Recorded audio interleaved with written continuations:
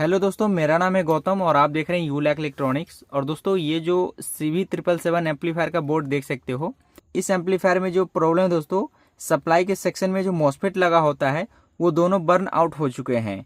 आप यहाँ पे देखेंगे कि डायोड के बगल में एक मॉसफेट लगा होता है।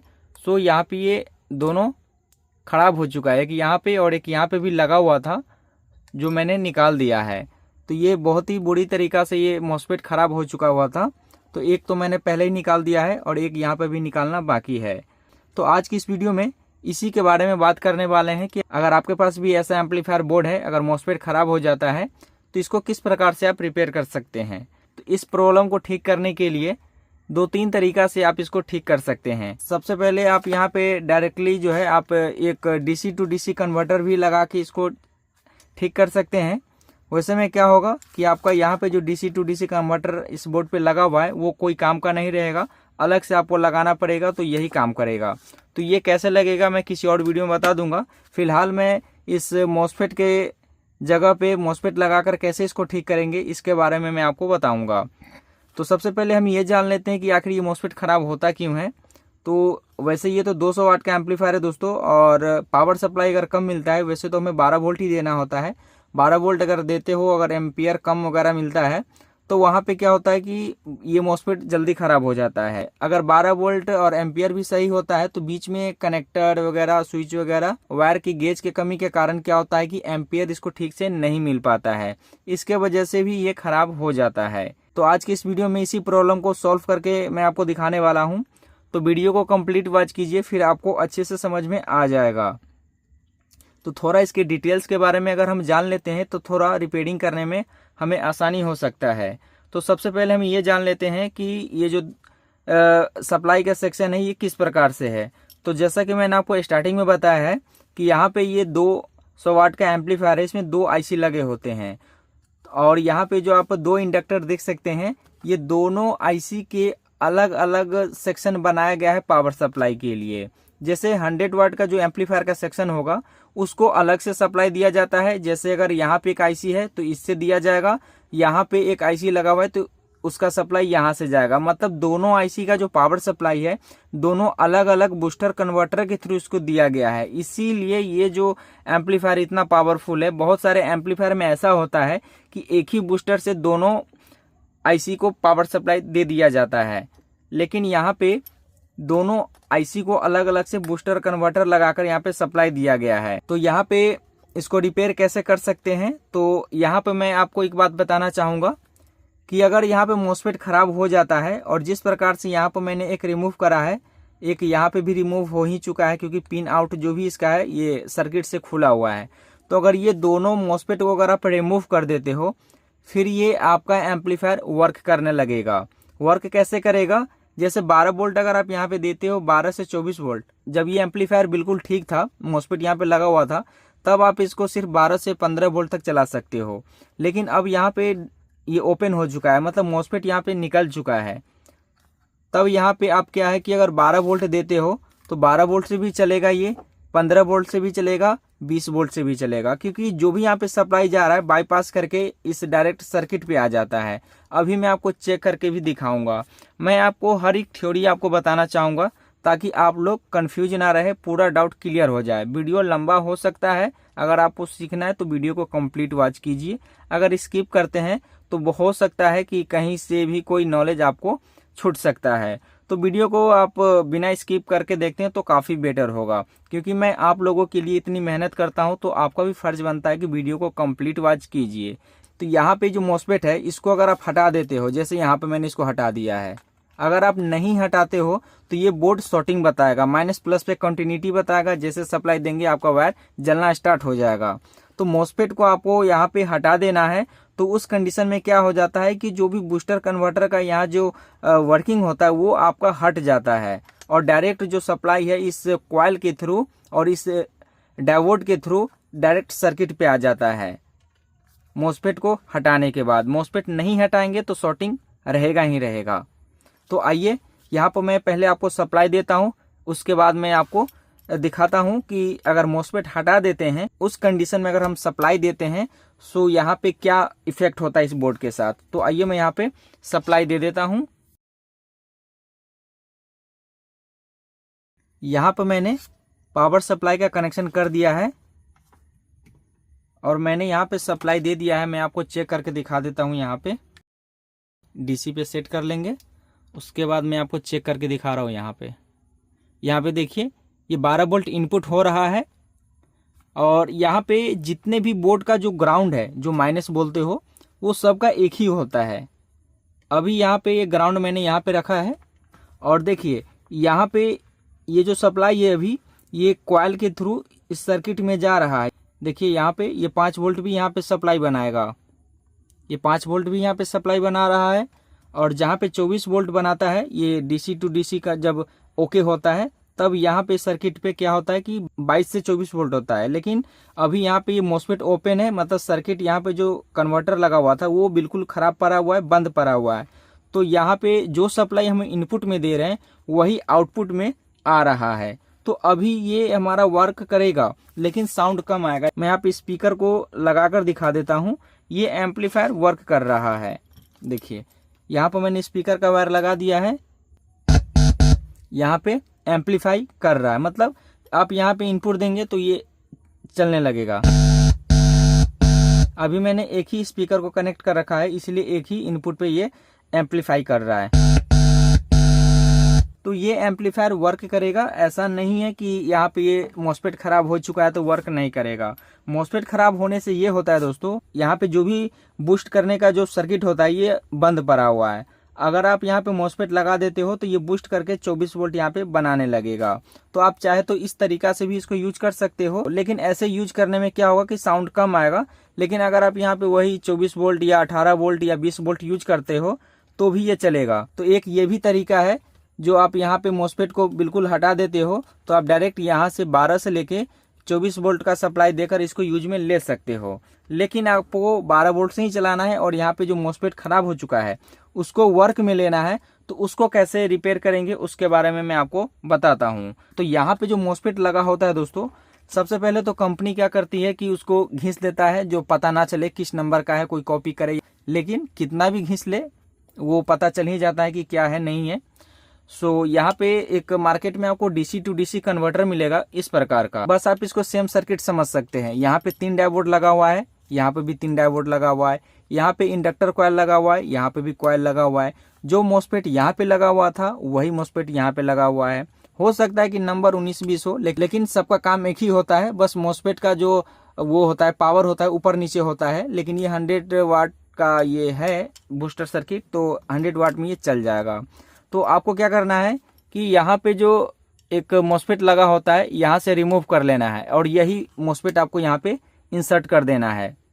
आप बोलेंगे कि इसमें पहले जो मॉसफेट लगा हुआ था वो अलग टाइप का है और यहाँ पे अलग टाइप का है, लेकिन लगाने का प्रोसेस सेम है। जो इसका पहला पिन होता है गेट, उस पर ये पतला वाला ट्रैक एक आएगा। मैं आपको दिखा रहा हूँ। यहाँ पे एक पतला वाला ट्रैक आ रहा है, उसके गेट पे चला जाएगा जो यहाँ पे लगा हुआ है। मैं आपको दिखा रहा हूँ। वीडियो को आप कंप्लीट वॉच कीजिए। मैं इतनी मेहनत से वीडियो बनाता हूँ तो इसका मतलब ये नहीं कि स्किप करके देखिए मेन टॉपिक। आपको हर एक बात को समझना पड़ेगा। यहाँ पे जैसे ये मॉसफेट अगर आप यहाँ से निकाल कर यहाँ पे लगा रहे हो तो जो टॉप साइड है आपको यहाँ पे लगाना है। ये जो मॉसफेट यहाँ पे लगा हुआ है, मैं आपको मॉसफेट को निकाल कर ही हटा देता हूँ। यहाँ पे ये जो खराब मॉसफेट यहाँ पे लगा हुआ था उसको मैंने यहाँ से निकाल लिया है, ठीक है। तो अब यहाँ पे मैं आपको बता रहा हूँ, जैसे ये मॉसफेट अगर आप यहाँ से निकालते हो तो ये टॉप वाला जो एरिया है जो इस हीटसिंक पे लगा हुआ है ये कॉइल से लगा होता है। तो आपको ये वाला एरिया यहाँ पे लगा देना है, ठीक है। और बाकी यहाँ पे आप देखेंगे कि एक इसका जो गेट है यहाँ पे एक छोटा सा पतला सा ट्रैक है जो इसके गेट में जाता है, वहाँ पे लगा देना है। और बाकी यहाँ पे जो एक रेजिस्टेंस से आता है यहाँ पे सोर्स वाले पे, उसको सोर्स वाले पे लगा देना है। इस कंडीशन में भी जो यहाँ पे ये सर्किट है वर्क करने लगेगा। और जैसा कि मैंने आपको यहाँ पे भी दिखाया था, एक मॉसफेट यहाँ पे भी होता है। यहाँ पे जो रेजिस्टेंस लगा हुआ है 50 मेगा ओम का, ये भी खराब हो चुका है, तो ये मार्केट में आपको नहीं मिलेगा। तो यहाँ पे देख सकते हैं इसमें लगा हुआ है, ये 3 रेजिस्टेंस लगा हुआ है। ये लगभग ये 90-91 मेगा ओम का होता है। तो आप इसको यहाँ से रिमूव करके आप यहाँ पे रिप्लेस कर सकते हो। तो यहाँ पे कोई दिक्कत वाली बात नहीं है, ऐसा 2 बोर्ड लगेगा, आप यहाँ पे रिप्लेस करके इसको लगा सकते हो। लेकिन मैं यहाँ पे इस बोर्ड को नहीं लगाने वाला हूँ।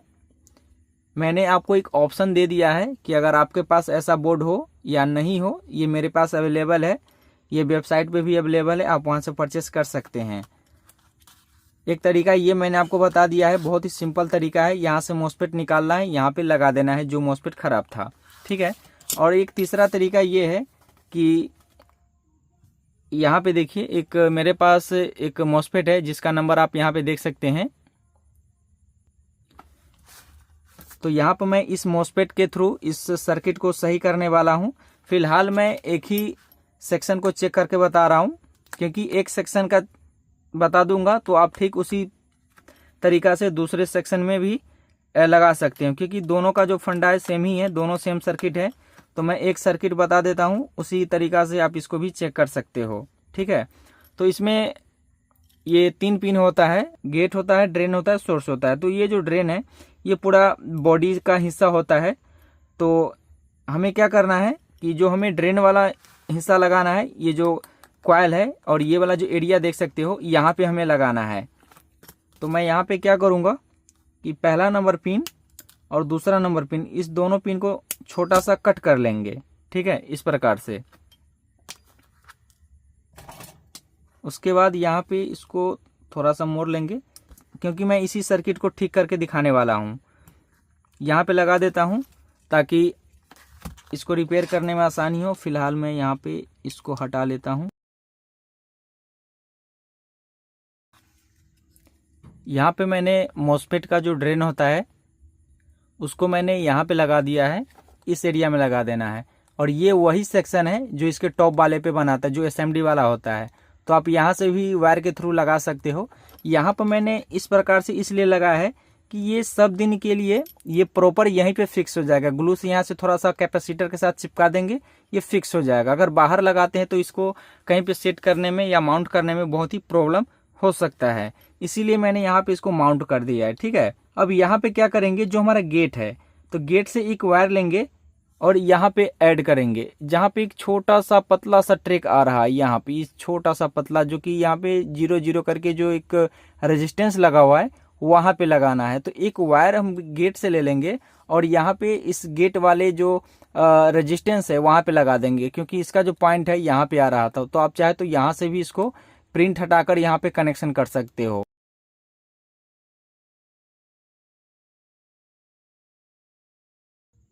दोस्तों यहाँ पे जो गेट वाला वायर था वहाँ पर मैंने एक वायर के थ्रू इस मॉस्फेट के गेट वाले पे लगा दिया है। ड्रेन ऑलरेडी यहाँ पे बॉडी से अटैच है। अब यहाँ पे सोर्स, ये जो सोर्स वाला पॉइंट बचा हुआ है, इसका कनेक्शन कहाँ पे होगा, ये जो तीन रेजिस्टेंस पैरेलल में होते हैं उसका पॉइंट यहाँ पे आ रहा है।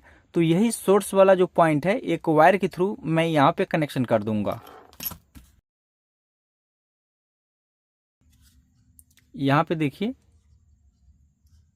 गेट वाले को मैंने गेट वाले पे कनेक्शन कर दिया, जहाँ पे ये पहला वाला पॉइंट था, और सोर्स वाला का मैंने यहाँ पे कर दिया है।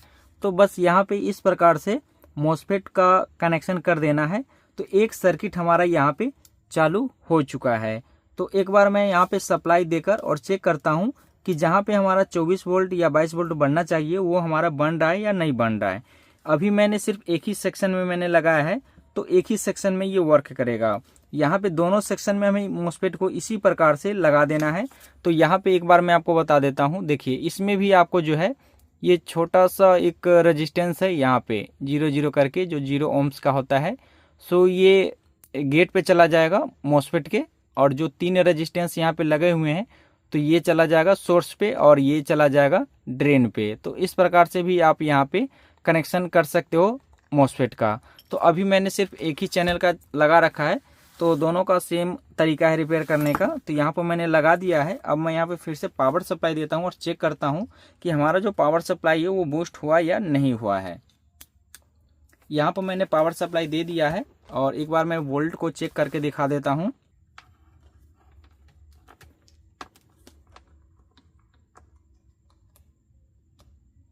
यहाँ पे 12 वोल्ट इनपुट हो रहा है। यहाँ पे वोल्ट को बढ़ा लेंगे क्योंकि बूस्ट करके यहाँ पे ज़्यादा वोल्ट बनाएगा।